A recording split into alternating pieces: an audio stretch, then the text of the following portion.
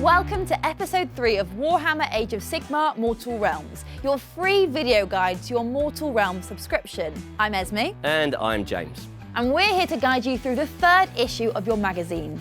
In this video, we're going to show you how to build your new Castigators and their adorable Gryph-hound companion, as well as how to get started with painting all of your new models.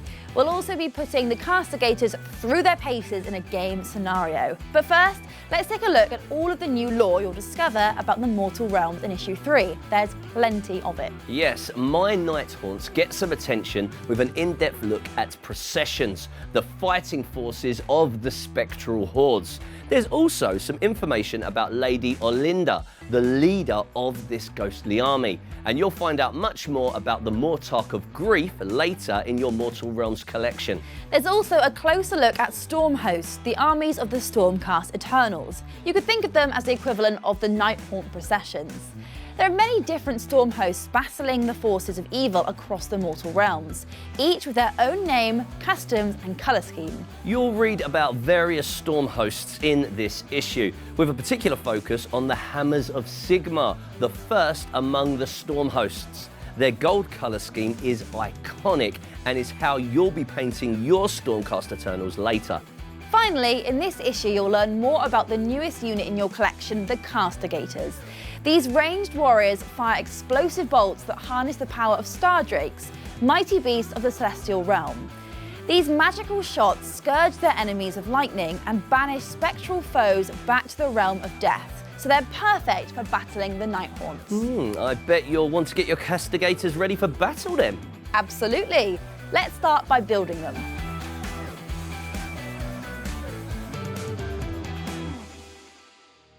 There are 2 kinds of model in issue 3. Both are part of the Stormcast Eternals force. You get 3 Castigators and a Gryph-hound, a faithful companion to the Stormcasts. Just like your Secretors in issue 1, each of your new Castigators is made up of multiple pieces and comes on a plastic frame. The parts numbered 1 to 5 form the unit's leader, the Castigator Prime. You'll build a second Castigator from parts 6 to 10, and a third is made up of parts 11 to 15. The final 4 parts, 16 to 19, will make your Gryph-hound. Just like your Secretors from issue 1, each of these models comes with a sculpted base on the sprue. These are highly detailed and make the finished models look really cool. You'll build your Castigators and Gryph-hound in the same way as the other models you've assembled so far. Start by taking your clippers, remembering to hold them safely, and cut parts 1 to 5 off the sprue, removing the components with the flat side of the blades closest to the piece you're removing. For the Castigator Prime, start by pushing the head into place on the piece that makes the model's back. That's part 2. Then gently line up the front, part 3, and push them together, like so. Remember that you can also consult the assembly guide in your magazine if you're not sure how the pieces go together. Next, get part 4, the right arm, and push it into place. That's your Castigator Prime ready. Normally, we'd put the model onto its base at this point, but you'll be painting it soon, and that will be easier if you keep the bases separate for now. With our Castigator Prime complete, just follow the instructions in your magazine for the other 2 Castigators. Pay close attention to ensure that the pegs and sockets line up properly and that the components are all pushed together fully so that they're flush. Once all 3 of your Castigators are ready, it's time to turn your attention to their Gryph-hound friend. This is built in a similar way. Fit the head into place on one half of the body and press the 2 halves together. Congratulations, you have your very own Gryph-hound ready to chase down Sigmar's enemies. This unit of Castigators and their companion are almost ready to take to the battlefield and unleash their Thunderhead Greatbows into the Nighthaunt hordes. But first, let's get some paint on them.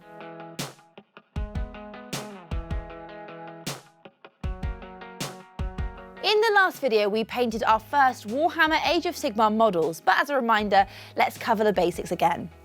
First up, you'll need your paint, so grab your Corax White, your Retrouvez armour, and your paintbrush. You'll also need some fresh water to thin your paints and keep your brush clean, some paper towels, and something to use as a palette. You should have all of this from last time, so gather it all together and get ready to paint. We're going to get all of the Stormcast Eternals models undercoated, starting with the Gryph-hound. We will paint it with Corax White. Give the paint a good shake. Remember, we do this to make sure the paint is thoroughly mixed and ready to use. When you're done, carefully open the pot and click the lid back to ensure that it stays open. Get your brush.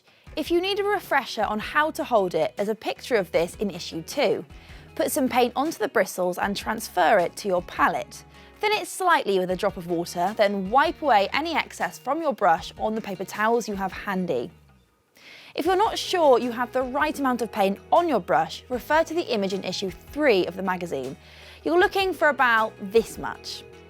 Now, let's get painting. Start by applying a thin coat of Corax White to the Gryph-hound's base and set it aside to dry while you paint your Gryph-hound itself. Be sure to clean your brush regularly to stop paint building up in the bristles. When you finish the Gryph-hound, set it down gently on your paper towel and grab its base. You'll need to apply several thin coats of Corax White to fully cover the plastic. Alternate between painting the base and the Gryph-hound, making sure that the previous coat has completely dried before going on to the next one. After 3 coats, you should have a fully undercoated white Gryph-hound, standing proud and ready to defend its allies. Close your pot of Corax White and open your new colour, Retrouvez Armour. As I mentioned earlier, it'll be easier to paint these models fully if they're not attached to their bases. For the ones that are already attached, you should be able to remove them easily if you gently pull the models upwards while firmly holding onto their bases. Before you use the Retrouvez Armour, empty your water pot and put fresh, clean water in. When working with multiple paints, you should always do this between each colour to stop them from mixing together as you take them from the pot. Next, get some Retrouvez Armour onto your palette and thin it slightly. Let's begin with the Castigators. We'll start with the bases, giving each of them a thin, even coat of paint. Once all 3 of the bases are covered, move on to the Stormcasters themselves. You'll see that these models are wearing robes, making some areas of the model tricky to reach with your brush. It's much easier to paint these areas when the models are separate to their bases. The first coat may not fully cover the plastic. The second will leave the gold looking a little dull, and the third coat will give your warriors their shining gold suits of armour. Now it's time to paint your Sequitors. These might be a little trickier as they're made from gold-coloured plastic. You'll need to be diligent while putting on the first coat to make sure you cover every part of them. Like the Castigators, you're looking for them to end up shiny and golden. This should take 3 coats. Once your Castigators and Sequitors are looking suitably heroic, get them back on their bases alongside the Gryph-hound. Then it's time to try out the Castigators in battle.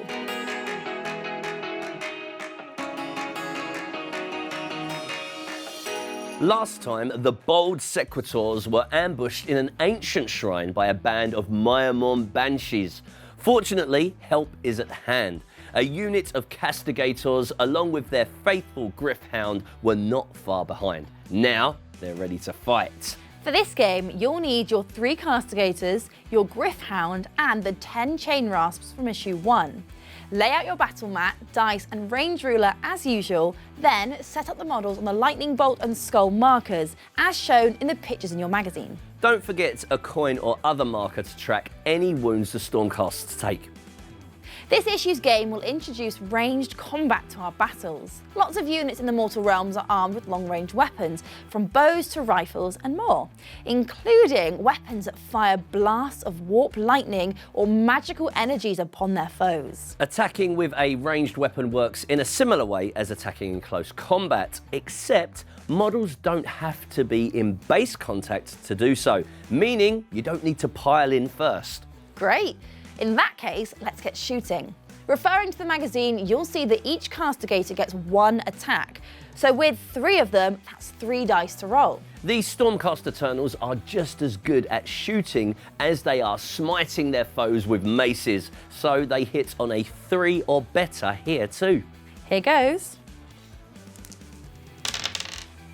That's 2 hits. So I guess that's just 2 chain rasps banished back to Shaish. It would be, except I rolled a 6. The head of the bolt explodes and covers the chain rasps in the captured breath of a mighty Stardrake, so it might hit even more of them. Ugh, those bolts sound deadly. So each roll of a 6 turns into D3 hits, hits instead of a single hit. Ah, like the Warhammer Banshee's damage from last time. Exactly. So for each 6 to hit, I need to roll another dice and refer to the D3 table in the magazine. A roll of 1 or 2 means 1 hit, a 3 or 4 causes 2 hits, and getting 5 or 6 will be 3 additional hits. Let's see what I get. It's a 5, so that means 4 chain rasps down. That is a very good start. But what about your Griffhound? It doesn't have ranged weapons, so I guess it piles in and attacks like we've done before? Exactly. It'll be attacking with its beak and claws, and you can find a profile for your Griffhound in the magazine. Let's play our game.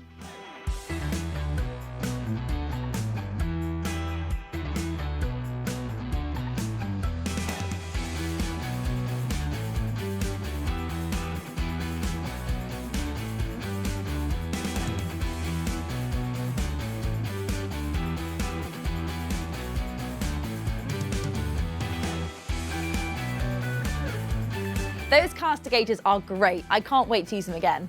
If you want to try them another time, why not replay the game or swap out the chain rasps for Warhammer Banshees and see how the Castigators get on against them? I think we're going to do just that. Sounds like fun to me. But first, let's take a quick look at what you can expect in the next video. In issue 4, you'll get a new unit for the Nighthaunts, the dreaded Glaive Wraith Stalkers. You'll be building those and painting them with both Corax White and a new paint, Nihilak Oxide. You'll also use this technical paint on the rest of your Nighthaunts to give them a ghostly green glow. You'll also get a new, bigger battle map which we'll start using in our games. This larger battle map will help us to learn how to move in games, getting our troops into the perfect position for a decisive attack. There will also be lots of exciting things to discover about the Mortal Realms, including more about the infamous Necroquake and our first look at Azir, the Realm of Heavens, which is where Sigmar forges the Stormcast Eternals. If you've not yet subscribed to Warhammer Age of Sigmar Mortal Realms, remember that you can do so on the website. In addition to getting 4 issues delivered each month, you'll also get free gifts that will help you to build and paint your models. We'll see you next time, and until then, enjoy your games.